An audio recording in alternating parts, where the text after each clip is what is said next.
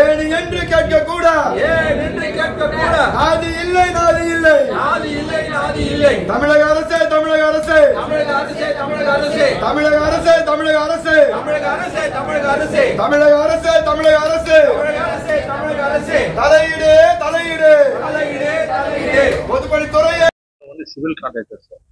இன்னைக்கு ஏன் நாங்க முற்றுகை போராட்டம் பண்றோம்னா 5 வருஷமா பணம் வரல. முதல்ல மோடிஜி சென்னை விஜயம் பண்ணாரு, இது வரைக்கும் பணம் வரல. என்ன பண்றீங்க? ரெனோவேஷன் பண்ணோம்.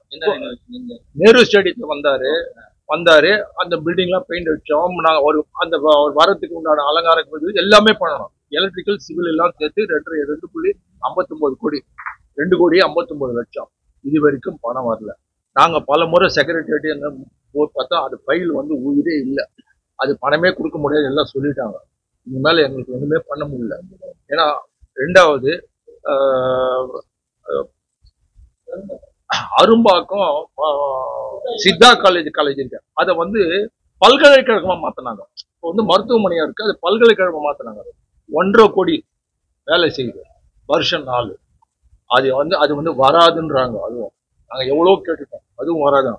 3வது எம்எல்ஏ அலுவலகம் சென்னையில எம்எல்ஏ ராயபுரம், ராயபுரம், அப்புறம் ஆர்கே நகர், அண்ணா நகர், அதுக்கப்புறம் அயப்பாக்கம். காஞ்சிபுரம் மாவட்டத்துல பாத்தீங்கன்னா திருவள்ளூர் மாவட்டத்துல அயப்பாக்கம், மதுரவாயில் எம்எல்ஏ அலுவலகம், 1000 விளக்கு, மயிலாப்பூர், இப்படி பல எம்எல்ஏக்கள். அடுத்த எலெக்ஷன் வருது, அவங்க எலெக்ஷன் ஜெயிச்ச உடனே எம்எல்ஏக்கு ஆபீஸ்லாம் ரெனோவேட் பண்ணி கொடுங்க. இப்ப அடுத்த எலெக்ஷன் இன்னும் 6-9 மாசத்துல வருது, இன்னும் பணம் வரல.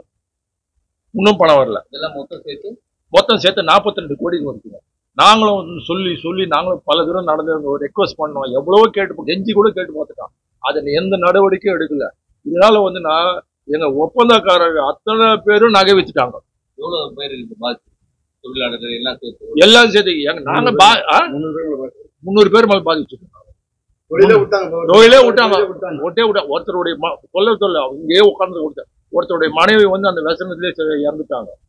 இன்னொருத்தர் ஹார்ட் அட்டாக் ஆகி வரல. ஒரு ஹார்ட் அட்டாக் ஆகி குத்தூரின் கொலை பழைப்பறான்னு அதுக்கப்புறம் கடவுள் புனித பழிச்சுக்காரு. ஏதோ ஒரு பொம்மைக்கு பேண்ட் ஷர்ட் போட்ட மாதிரி இருக்காரு. இதுதான் எங்க நிலைமை. இப்படி பல இதுக்கும் பணம் வரலங்க.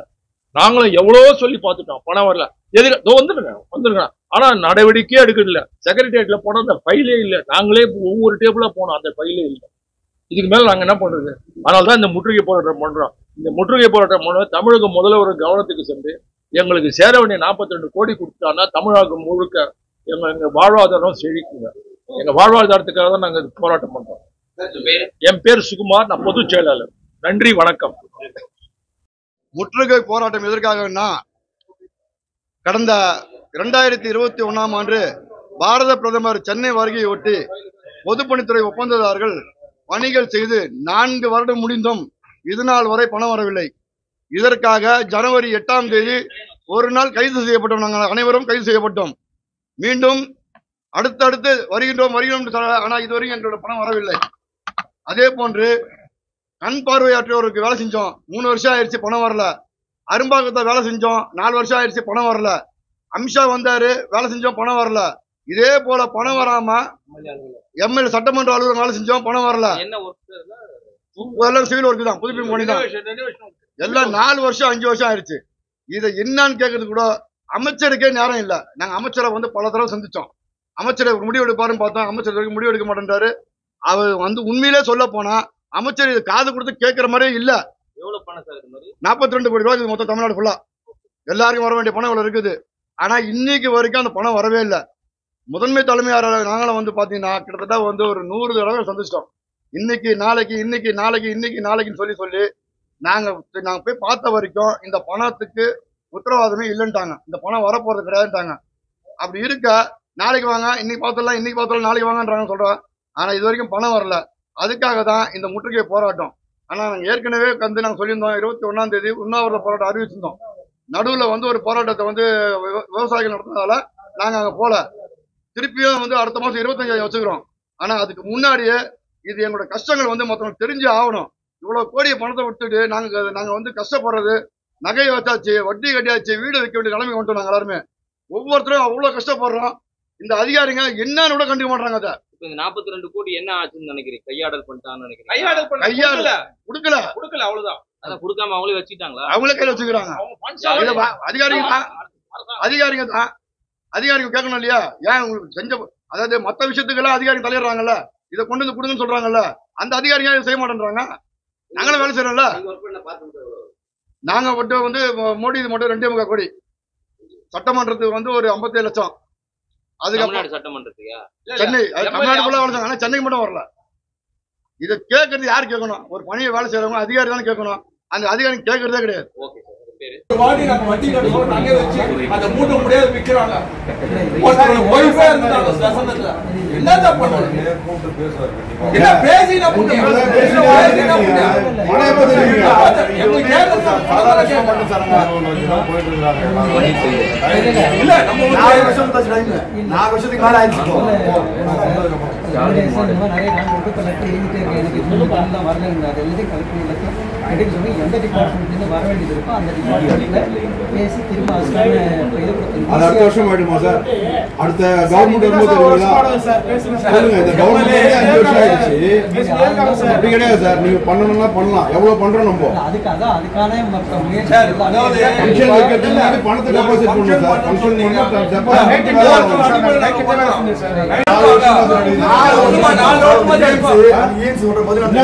நாங்க தரோம் சொல்லிட்டோம். தர மாட்டேன் சொல்லி சொல்ற பதில் சார். நடவடிக்கை எடுக்க வேண்டியதானே? இல்ல நான் சொல்றேன். அவர் என்ன சொல்றாரு? எங்க கிட்ட சொல்றாரு கிட்ட ஒண்ணு வரலன்னா அந்த ஈமெயில ஒரு மெமோ கொடுத்து இல்ல வாங்க அது எதுவும் செய்ய மாட்டாங்க. அப்புறம் எங்களை வந்து சொல்லுங்க சார். நாங்க தரோம் பேப்பர். உங்களுக்கு என்ன பேப்பர் சார் வேணும்? இல்ல 10 நாள் செக்ரட்டரி எல்லா பேப்பர் நாங்க வச்சிரோம். நீங்க வச்சு ஆபீஸ்ல அதிகமே 10 நாள் சார். இன்னும் 10 நாள் டைம் வரும் சார் உங்களுக்கு. அப்படி இல்லைன்னு சொன்னா ஜூலை 25ஆம் தேதி மாபெரும் உண்ணாவிரதம் சார். இது சாகுமாறு உண்ணாவிரதம் இருக்கு சார். குடும்பத்தோட அங்கே ரோட்ல இங்கதான் போகணும் சார்.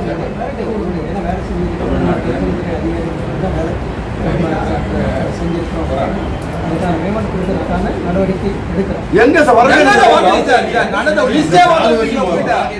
ஒவ்வொரு துறையிலையும் அந்தந்த துறைக்கு உண்டான லிஸ்ட் எடுத்து அந்தந்த துறைக்கு உள்ளாது அந்த டாக்குமெண்ட்டை அந்தந்த செக்ரட்டரிகிட்ட ஒவ்வொரு விஷயம் இந்த பிரைம் மினிஸ்டர் மோடி ஃபங்க்ஷனுக்கு